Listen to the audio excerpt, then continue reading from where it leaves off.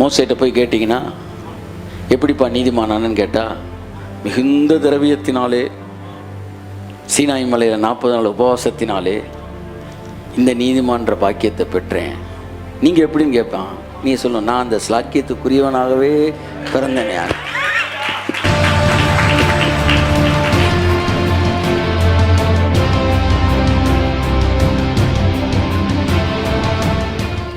தேவன் நம்மளை எப்படி ஆசீர்வதிக்கணும் விரும்பினார் தெரியுமா? செயல்களின் வழியாக அல்ல, உறவின் வழியாக தான் நம்மை ஆசீர்வதிக்க விரும்பினார். நாம் பெரிய செயல்கள் செய்வதைத்தான் எதிர்பார்க்கிறோம், ஆனால் தேவனோ பெரிய பலன்களை எதிர்பார்க்கிறார். பெரிய செயல்கள் நீ செய்ய விரும்புறியா, அல்லது நீ செஞ்சதுக்கெல்லாம் பெரிய பலன் வேணும்னு நீ நினைக்கிறியான்னாரு. நான் சொன்னேன், பெரிய பலன்கள் தான் எனக்கு. ஒரு சிறிய விதையை விதைக்கிறோம், மிகப்பெரிய மரம் பலனாய் வருகிறது. சே, அதுதான் கிறிஸ்தவ வாழ்க்கை. புரிஞ்சுக்கணும், அதுதான் கிறிஸ்தவ வாழ்க்கை. ஆமாம், இது செயல்பாட்டில் வருவதல்ல. சீட் bypass the qualities, seed bypass the laws. அதான் நான் சொல்ல வரேன். வித்து குவாலிட்டி எல்லாம் என்ன செய்யுது? பைபாஸ் பண்ணிடுது.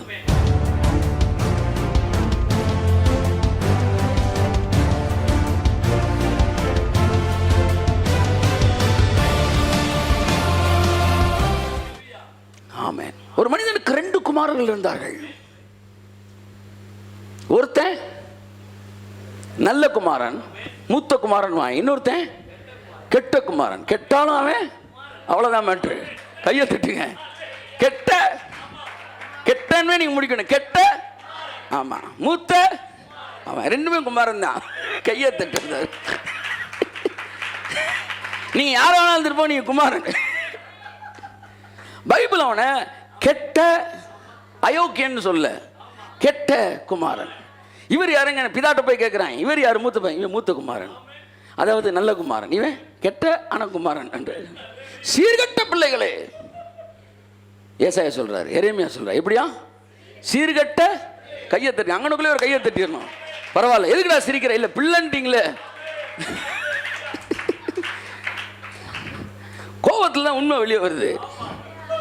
என் அன்புக்குரியவர்களே, தேவன் பிள்ளைகளைத்தான் ஆசீர்வதிக்கிறார், சிறந்தவர்களை அல்ல. முதலாவது தேவனுடைய இருதயத்தை புரிந்து கொள்ளுங்கள். வாசிப்போம். ஆதியாகமம் 24 என்று நான் நினைக்கிறேன். ஆதியாகமம் 24:34. அப்பொழுது அவன் 33 பொண்ணு வாக்க போகிற எலியேசர் எய்தாப்புல உட்கார்ந்துருக்கிற ஆள்கிட்ட பேசுறான். உத்தமமான ஊழியக்காரன். வாசிப்போமா? பின்பு அவனுக்கு முன்பாக போஜனம் வைக்கப்பட்டது. பாருங்க, எலியேசருக்கு முன்னாடி சாப்பாடு வைக்கிறாங்க. அப்பொழுது அவன், நான் வந்த காரியத்தை சொல்லும் முன்னே புசிக்க மாட்டேன் என்றான். பார்த்தீங்களா? ஆமா, நம்மளும் நிறைய பேரை பார்க்குறோம். போய் மேட்ரை முடிச்சுட்டு வாடனா சோற போடுங்க. இல்லை, அது எதையோ சொல்லி விட்டுருக்காரு, அது அப்புறம் பார்ப்போம்.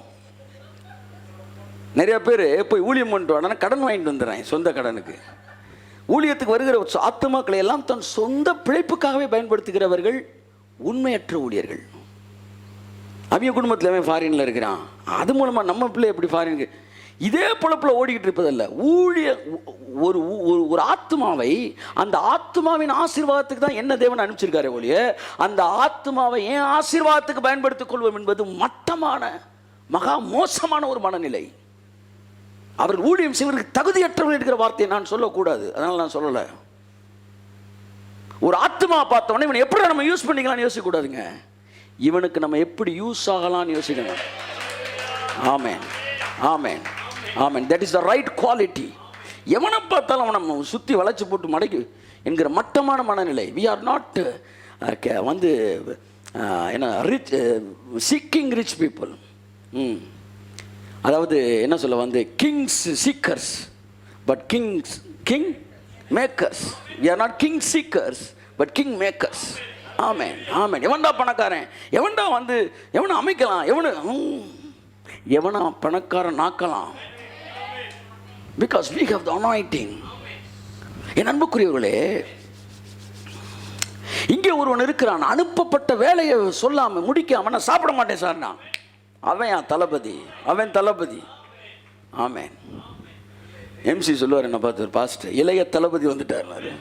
ஆமாம், அவர் சர்ச், எங்கள் சர்ச் பாஸ்டர், அவர் எங்கள் சர்ச்சு பாஸ்டர், அவர் என்னை எப்படி கூப்பிடணும், இளைய தளபதி வந்திருக்கிறார். அவர் கிறிஸ்துவுக்குள் மறிச்சிட்டாரு. ஆனால் இளைய தளபதி என்ன சொல்லுவாருன்னா, அவன் தான் தளபதிங்க, வேலையை அனுப்புனா வேலையை முடி. ஆமாம், நீ மீல்ஸை முடிக்கலாம், மீல்ஸை முடிக்கிறதுல நோக்கமாக இருக்கக்கூடாது. என் பாருங்க, ஒரு உண்மையான ஒரு ஊழியக்காரன் அவன் சொல்லிட்டு, நான் சாப்பிட மாட்டேன் சார். ஆமாம், அண்ணனுக்கு பொண்ணு பார்க்குற வரைக்கும் சாப்பிடுவான்னு சொல்லிட்டு, அந்த அங்கே ஐயாவுக்கு பொண்ணு பார்க்க, சின்னையாவுக்கு பொண்ணு பார்க்குற வரைக்கும் சாப்பிட மாட்டேன்ட்டான் அவன். அதாவது ஆடு மேட்சமாச்சும் ஆச்சு, அண்ணனுக்கு பொண்ணு பார்த்தோம், அந்த கதையை ஒத்து வராது. அப்படியே நம்ம இப்போ தட்டு நேரம் மட்டும் அவன் தட்டு கிடையவே கிடையாது. No no no, I disagree with it. இவன் சொல்கிறேன், சாப்பாடு சாப்பிட மாட்டேன் சார். நீங்கள் நான் வந்த காரியம் முடிக்க மாட்டேன்ட்டு. அவன் சொல்ல, என்ன காரியம் பேர் சொல்லுவியான்றான். எய்த்தாப்பில் இருக்கேன், பெரிய டூபானவன். கொஞ்ச நேரத்தில் பல விஷயங்கள் இப்போ பாருங்கள் நடக்குது. அப்பொழுது அவன், சரி நீங்கள் யார் என்னன்னு சொல்லுங்கன்னா சொல்கிறான். நான் வாசிமா, அடுத்த வாசிமா தொடர்ந்தேன். அப்பொழுது அவன், நான் ஆபிரகாமுடைய ஊழியக்காரன், நான் ஆபிரகாமுடைய பிள்ளை அல்ல, நான் ஆபிரகாமின். இப்பதான் சொல்லுவேன், தேவன் சிறந்தவர்களை ஆசீர்வதிக்கிறாரா, தேவன் பிள்ளைகளை ஆசீர்வதிக்கிறாரா? சொத்து பிள்ளைகளுக்கு வருகிறதா, சொத்து சிறந்தவர்களுக்கு வருகிறதா? ஆசீர்வாதங்கள் சிறந்தவர்களுக்கு வருகிறதா, நல்லவர்களுக்கு வருகிறதா, அல்லது ஆசீர்வாதம் பிள்ளைகளுக்கு வருகிறதா? பிள்ளை என்கிற மனநிலையில் இருக்கிறவர்கள் வேறு குறுக்கு வழிகளிலோ அல்லது தவறான வழிகளிலோ தங்கள் தரத்திற்கு குறைந்த வேலைகளை செய்ய ஒரு நாள் மாட்டார்கள். அதுதான் the sign of seed. தரத்துக்கு குறைந்த எதையுமே நான் என்ன செய்ய மாட்டேன், செய்யமா. எனக்குன்னு ஒரு தரம் இருக்கியா? 10 வருஷத்துக்கு முன்னாடி என் ஃப்ரெண்டு ஒருத்தன், 12 வருஷத்துக்கு முன்னாடி, அப்போ வந்து நம்ம இதில் ஒரு 300-400 பேர் வந்துக்கிட்டு இருப்பாங்க இதில் லட்சுமி மஹாலில். அப்போ நான் மோசடி கேர்னு ஒரு கேர் வருச்சு, மோடி கேர்னு ஒரு கேர் இருக்குது. அவன் வந்து, சார் நீங்கள் ஊன் மட்டும் சொல்லுங்கள், அப்படியே உங்களுக்கு இல்லை டக்குன்னு ஹையரார்க்கி இது ரெடி பண்ணிடுறேன், நீங்கள் யார்கிட்டையும் பேச வேணாம், நான் உங்களை வச்சு பேசுகிறேன், உங்கள் நாமத்தை நான் வீணில் பயன்படுத்திக்கிறேன்ற மாதிரி நான் பேசிக்கிறேன், எல்லாத்தையும் ரெடி பண்ணி மாதம் 1.5 லட்ச ரூபா உங்களுக்கு வரும். நான் சொன்னேன், தேவன் இந்த ஜனங்களை நான் சம்பாதிக்கிற கொடுக்கல, அதை விட காணிக்கையில் வருகிற 2000 ரூபா மேலானது, அதுக்காக தேவன் கொடுக்கல. தயவுசெய்து அதை என்ன செஞ்சிடாத, நான் அந்த விஷயத்துக்கு வரலன்ட்டேன். ஒரு கொஞ்சம் நேரம் பேசினேன், அதோட எனக்கு அவனுக்கு என்ன ஆகி போச்சு, கனெக்ஷன் கட் ஆகிடுச்சு, போயிடுச்சு. ஏன் சார் 1 லட்சம் பெரிய காசு இல்லையா? 1 லட்சம் பெரிய காசு யார் இல்லைன்னது. ஆனால் நமக்குன்னு ஒரு மரியாதை இருக்குது, நமக்குன்னு ஒரு மேன்மை இருக்குது. நம்ம யார்? தேவனுடைய வித்து. ஆமாம், அப்போ வித்து என்ன செய்யுது, ஒரு குவாலிட்டியாக தான் யோசிக்கும். தேவன் ஆசீர்விப்பார், இல்லை நான் சொல்ல, 1 லட்ச ரூபான்ற பெரிய விஷயம். தேவன் வந்து என்றைக்கும் உணவு கிடைச்சல பெரிய விஷயம். ஆனால் அந்த வித்து என்ன செய்வதில்லை, தரம் குறைந்த வேலைகளை பார்ப்பதில்லை, அது தனக்குரிய. இப்போ நான் ரெப்ரசன்டேட்டிவாக இருக்கிறப்ப நான் அதை சிறப்பாக செய்வேன், இல்லை நான் சொல்லலை. ஆனால் ஊழியக்காரனாக இருக்கும்போது நான் வந்து தேவனுடைய வித்தாக இருக்கிறபடினாலே உனக்கு சொல்ல வரேன், உங்களுக்கு இந்த வித்து என்பது உயர்ந்தரக மனநிலையை உங்களுக்கு தருகிறது. அதனால் என்ன ஆகி போயிருதுன்னா, இந்த தேவையில்லாத இந்த ஊடு வேலை, அண்டர் கிரவுண்டு வேலையெல்லாம் பார்க்காது. அதை நான் சொல்ல வரேன், பார்க்காது. ஏனென்றால் அதில் பிரயோஜனம் வந்தாலும் அது அற்ப பிரயோஜனம். நான் உங்களை பார்த்து கேட்குறேன், இந்த கோயிலில் கூழ் ஊற்றுறாங்க, மதியம் 12 மணிக்கு, நாளைக்கு 12 மணிக்கு எத்தனை பேர் கூழ் குடிக்க வரீங்க அப்படின்னு கூப்பிட்டா, அது பாவம் நான் சொல்லலை. நீங்கள் வருவீங்களா? ஃப்ரீயாக தானே கூழ் குடிக்கிறேன், குடிச்சிட்டு போக வேண்டியாண்ணே. மதிய சாப்பாடு மிச்சம் வச்சு, அதை விடுங்க. அந்த ரைட் சைடில் இந்த பக்கம் கல்யாண மாலில் சாப்பாடு போகிறோம், இலவச சாப்பாடு, சாப்பிட்டு போங்க, தப்புன்னு நீங்கள் சொல்லலை. புரியுதா உங்களுக்கு? வி ஹாவ் சம், என்னது அது, வாட்ஸ் தட், நமக்குன்னு ஒரு தகுதி இருக்குது. புரியுதா உங்களுக்கு? நான் இந்த மாதிரி விஷயத்த சொல்லலை, அது ஏழைகளுக்கு மேன்மையான ஒரு விஷயம் இல்லை நான் சொல்ல. நான் சொல்ல வர்றது, இந்த உட்காந்து திட்டமிடுவது, எதிர்மறையான காரியங்களை பேசுவது, அப்படியா அப்படி பண்ணிட்டானே இப்படி பண்ணிட்டாங்களா, அந்த ஹேண்ட்பேக்கை பார்த்தியா, அந்த சேலையை பார்த்தியா, இந்த மாதிரி வேலைகள்லாம் நமக்கு என்ன செய்யாது, வராது. ஏனென்றால் நம்ம ஒரு பெரிய பணக்காரனோட பிள்ளைங்க, நம்ம கையை தட்டுங்க, அந்த இடத்துல இருக்காங்க. வித்தில் வந்து குணமும் இருக்குது, வித்தில் கேரக்டர் இருக்குது. இப்போ இந்த ஊழியக்காரன் பாருங்கள், நல்லா கவனி. தேவன் சிறந்தவர்களை ஆசீர்வதிக்கிறார், தேவன் பிள்ளைகளை ஆசீர்வதிக்கிறார். நான் பிள்ளை என்பதால் நான் ஆசீர்வதிக்கப்பட்டவனாகவே இருக்கிறேன். என்ன சார் ஒன்னே காணோன்னா, ஞான்றின் அண்ணன் வந்து உட்காந்துருக்காரு, வெனிஸ் பேர் உட்காந்துருக்காரு, ஸ்டீஃபன் அண்ணன் உட்காந்துருக்காங்க. இயேசு நாமத்தை சொல்லி இவங்கெல்லாம் வந்து பல லட்சங்களுக்கு அதிபதிகள். ஆமேன்னு சொல்லுங்க ஒரு தடவை. ஆமாம், நாளை நாள் கோடிகளுக்கு அதிபதிகள்.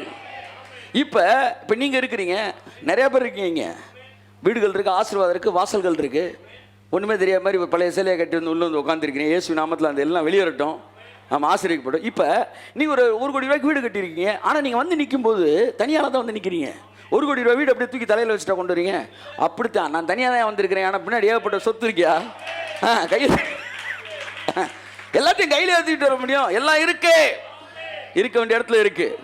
ஆமாம், பேங்க்கில் ரூபா இருக்கும், பணக்காரர்களுக்கு வந்து பேங்க் இல்லாமல் ரூபா இருக்கும், வந்து கோல்டு பிஸ்கட் இருக்கும், வீடு இருக்கும், வாசல் இருக்கும், நிலம் இருக்கும், தோட்டம் இருக்கும், துறவு இருக்கும். ஆனால் போகும்போது தனியாக தான் போவோம். எல்லாம் இருக்க வேண்டிய இடத்துல இருக்கு. அப்படித்தான் ஆவியில எல்லாம் இருக்க வேண்டிய இடத்துல இருக்கிறது. தேவை வரும்போது நாங்கள் ரிலீஸ் பண்ணுகிறோம், இயேசு நாமத்தை பயன்படுத்துகிறோம், இயேசு நாமத்தினாலே. ஆமென். என் அன்புக்குரியவர்களே, தேவன் சிறந்தவர்களை ஆசீர்வதிக்கவில்லை, மறுபடியும் சொல்றேன், நல்லவர்களை தேடி வரவில்லை, பிள்ளைகளை தேடி வந்தார். அப்ப கேரக்டர் தேவையில்லையா சார்? No sir. சீட்ல இருந்து தான் சார் கேரக்டர். கேரக்டர் இருந்து சீடு இல்லை. ஒரு சிங்கத்துக்கு பக்கத்தில் போய் நான் அப்படின்னா உடனேதா இன்னொரு சிங்கம் வந்துருச்சு, வாங்க வாங்க அப்படின்னு என்ன கூப்பிட்டுக்கிறோமா? அப்படியே சைடில் தனியாக திரும்ப கழுத்தை ஒரு போட்டுறேன்ட்டு நான் அப்படி திரும்பி உருமுப்பா அப்படின்னு சொல்லலாம், கர்ஜிப்பான்னு. திரும்பி கர்ஜிக்கும் போது டபக்குன்னு அடுத்து வாய்ஸே வராது. ஆமாம், அடுத்து நோ சாய்ஸு வந்து மேட்ரை முடிச்சிடும். அப்போ கர்ஜித்ததெல்லாம் சிங்கம் இல்லை, அதான் சொல்ல வரேன். 4 பேர் நீதிமான் மாதிரி நான் அதை செய்ய மாட்டேன், இதை செய்ய மாட்டேன்னு நீ பிள்ளையாயிட முடியாது. ஆனால் பிள்ளையா நீ பிறந்தினா இதெல்லாம் செய்ய மாட்டேன்ற என்ன உனக்கு வந்துடும். எப்பவுமே மாட்டை கொண்டு போய் பின்னாடி கட்டாத, வண்டிக்கு பின்னாடி. மாடை கொண்டு போய் வண்டிக்கு முன்னாடி கட்டு. வித்து அப்புறம் கேரக்டர், மாடு அப்புறம் வண்டி, வண்டிக்கு அப்புறம் மாடு கிடையாது, கேரக்டருக்கு அப்புறம் பிள்ளை கிடையாது.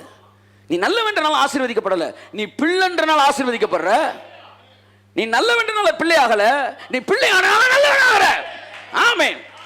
சிங்கமா பிறந்த பிறகு கர்ஜிக்கிறோம். ஆமா, கர்ஜிச்ச உடனே சிங்கமாகல. ஒருவேளை பிறந்த சிங்கக்குட்டிக்கு கர்ஜிக்க தெரியலன்னா நீ ஓடிடு, அவன் பத்தி விடாது. அது அதை புரிஞ்சுக்காங்க. ஏன்னா சீடு இது பயங்கரமான ஆழமான விஷயங்க. ஆமா, மத சாயங்கள் எல்லாம் இங்க அழிஞ்சிரும் இயேசு நாமத்தில். ஆமென். அப்ப சொல்றான், வாசிங்க, சீக்கிரம் வாசிங்க, முடிச்சிரும். கர்த்தர் என் எஜமானை, கர்த்தர் என் எஜமானனை பாருங்க, ஒரு சிறந்தவன், குட் அட்மினிஸ்ட்ரேட்டர், குட் அட்மினிஸ்ட்ரேட்டர், ஒரு ஓவரால் சூப்பர்வைசர், எல்லாமே தெரிஞ்சவன், ஆர்கனைசர், எல்லாம் நல்லவன். அவன் சொல்றான் என் எஜமான். அவன் சொல்ற வார்த்தை என் எஜமான். பெரிய பணக்காரு, வார்த்தை என்ன சொல்றான்? எஜமானன்றான். நன்றாக கவனிங்கள். சொத்து யார் பெயருக்கு எழுதப்படுகிறது என்பதை உங்களிடத்தில் பேசிக் கொண்டிருக்கிறேன். என் எஜமானனை மிகவும் ஆசீர்வதித்திருக்கிறார். அவர் சீமானா இருக்கிறார். சீமான். ஆபிரகாம் யார்? கோடிட்ட இடங்களை நிரப்புக. சீமான். நீங்கள் யாருடைய பிள்ளைகள்? ஆபிரகாமின் பிள்ளைகள். உங்க அப்பா யாரு? சீமான். ஆமா, திரும்ப போய் எல்ஐசி ஏஜென்ட்னு இறங்கக்கூடாது. ஆமா, அது நான் வந்து வேலையை சொல்லலை, ஏஜென்ட் மாதிரி. என்ன பாலு, ஒரு தரம் இருக்கிறது. ஆமென். தேவன் நம்மை ஆசீர்வதிப்பதற்கு சிறந்த வழிகளை வைத்திருக்கிறார். ஆமாம், நான் அடிக்கடி சொல்லுவேன், ஸ்கூலில் டீச்சர் வந்து பிள்ளைகளுக்கு என்ன செய்கிறாங்க? பாடம் எடுக்கிறாங்க. பாடம் எடுத்து முடிச்ச உடனே ஆளுக்கு 5 ரூபா போட்டு தாங்கடா, நீங்கள் மதிய சாப்பாட்டுக்கு உழ வைக்கிறதுக்கு அரிசி வாங்கணும் சொல்லுவதில்லை. ஏனென்றால் அவர்கள் வேலை போதிப்பது மட்டும், அவர்களை போஷிப்பது பிள்ளைகள் அல்ல, அரசாங்கம் போஷிக்கிறது. நான் உங்களை வந்து உங்களுக்கு நான் போதனை செய்யும்போது உங்களால் போஷிக்கப்பட வேண்டும் என்கிற எண்ணத்தில் நான் பேசக்கூடாது. ஆமாம், ஒரு ரெகக்னைஸ்டு டீச்சரு அவன் பிரசங்கம் அவன் வந்து டீச் பண்ணிட்டு போயிடுவாங்க. மாசமான சம்பளத்தை வேற இடத்துல வாங்கிக்குவாங்க. கையை தட்டு வருது அவருக்கு. ஆமென். அங்கனுக்குள்ளே கலெக்ஷனை போடு அப்படின்னா இது டியூஷன் எடுத்துக்கிட்டு இருக்குன்னு அர்த்தம்.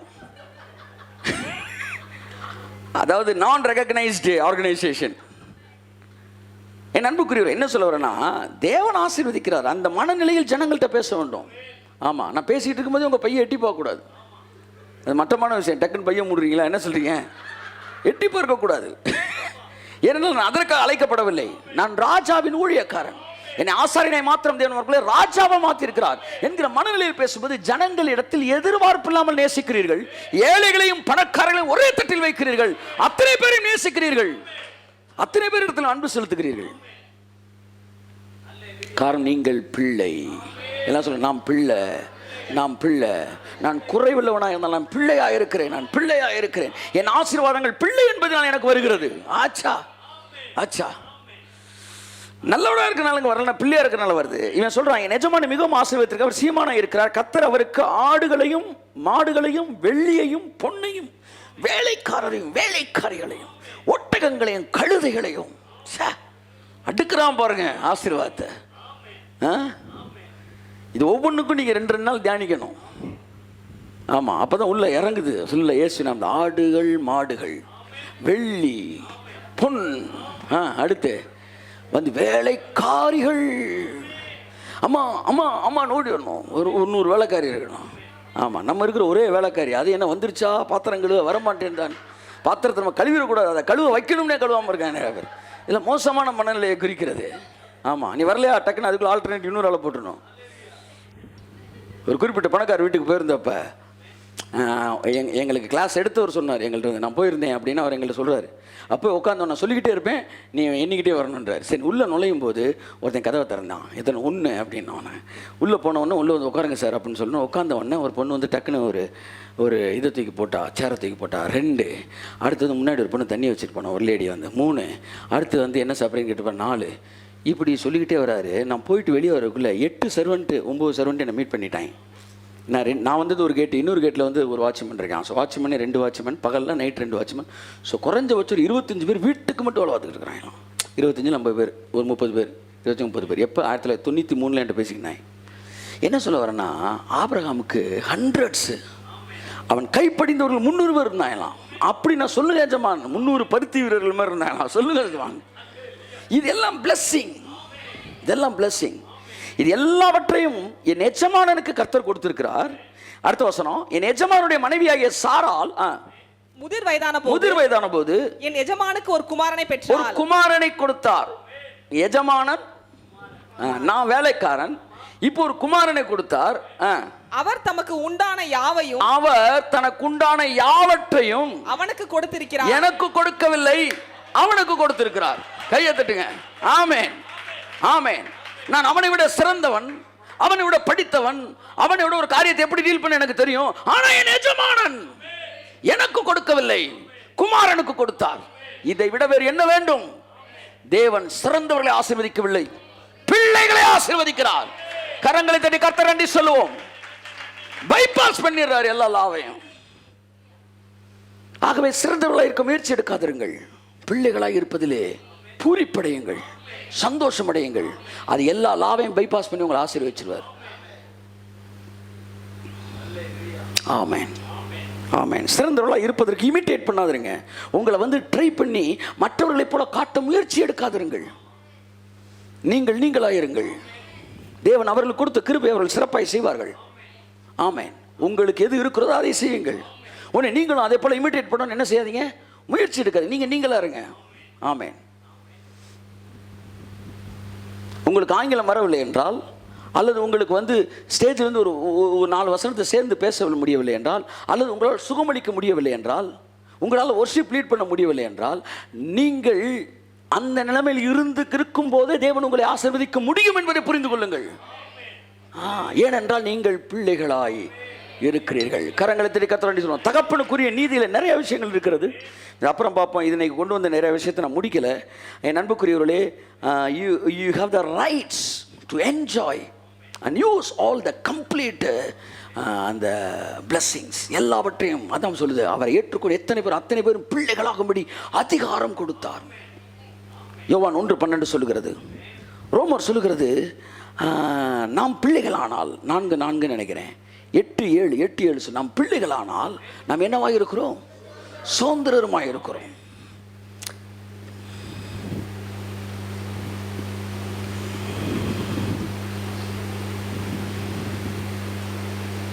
It is not based on hard work, it is based on the seed.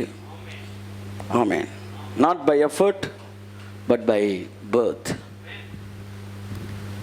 ரோமர் 9, ரோமர் 4 வாசிங்க, அதோட முடிச்சிரும்.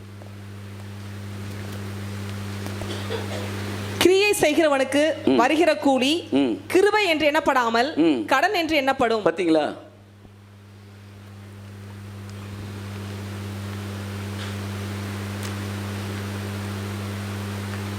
நீங்க கிரியை செய்து வாங்குவதெல்லாம் நீங்கள் கூலி தான் வாங்குறீங்க, செங்கலாக தான் நீங்கள் பேத்து எடுத்துக்கிட்டு இருக்கீங்க. ஆனால் பிள்ளையாக பிறக்கிறவன் சகலத்துக்கு சுதந்திரவாளியாக இருக்கிறான். அதனால வாக்குத்தத்தங்களை சுதந்திரிக்கும்படி ஜெபிக்காதிருங்கள்ன்றேன். ஏனென்றால் அவைகள் ஆம் என்றும் ஆமேன் என்றும் இருக்கிறது. ஆமேன். பைபிள் சொல்லுது, he gave him all whatever. எப்படி இருக்கு அது வந்து ஆங்கிலத்தில் 24:14 வாசித்தோம். இப்போ Genesis 24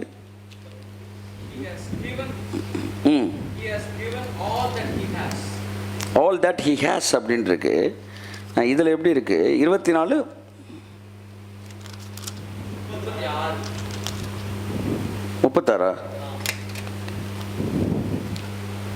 He has given him everything he wants.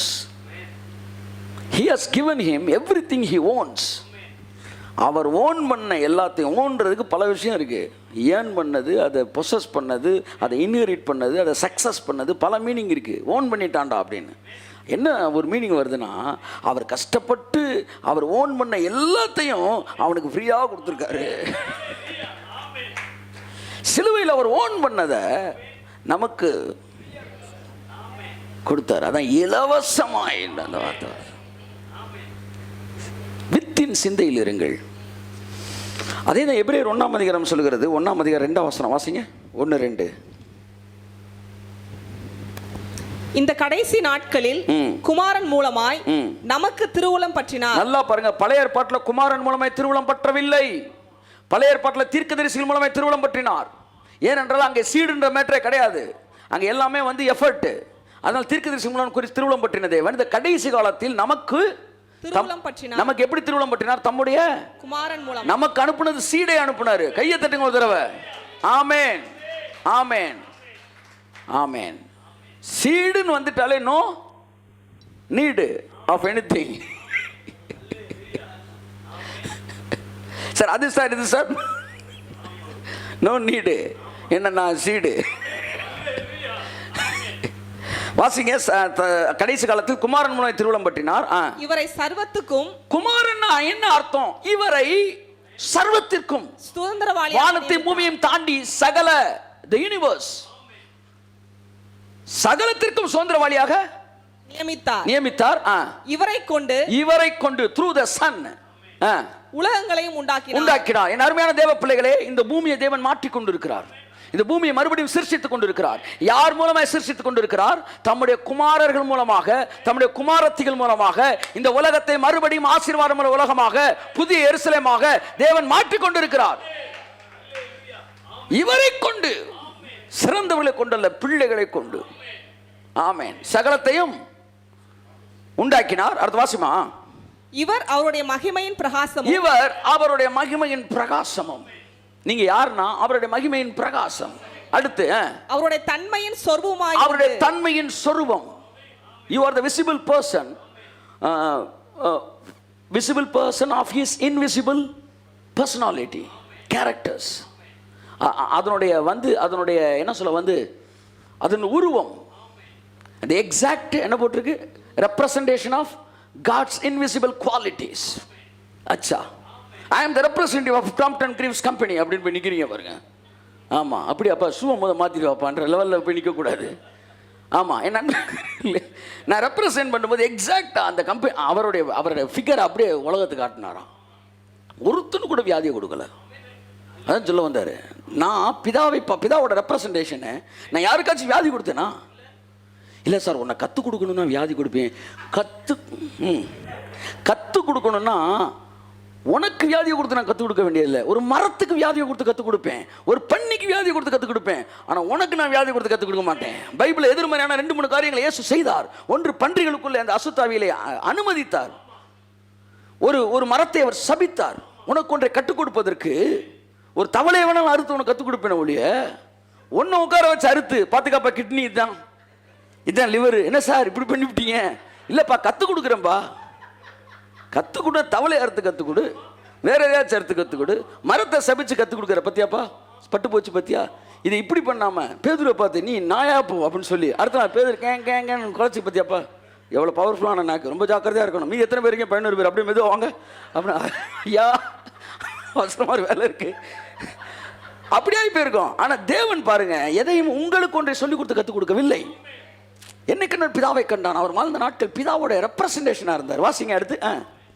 சர்வத்தையும் தம்முடைய வல்லமை உள்ள வசனத்தினாலே தாங்குகிறவராய் தம்மாலே தாமே நம்முடைய பாவங்களை நீக்கும் சுத்திகரிப்பை உண்டு பண்ணி. பயங்கரமான வார்த்தை, பயங்கரமான வார்த்தை. நம்முடைய பாவங்களுக்கான கிரயத்தையும் அந்த ஆட்டையும் அவரே ரெடி பண்ணாராம்.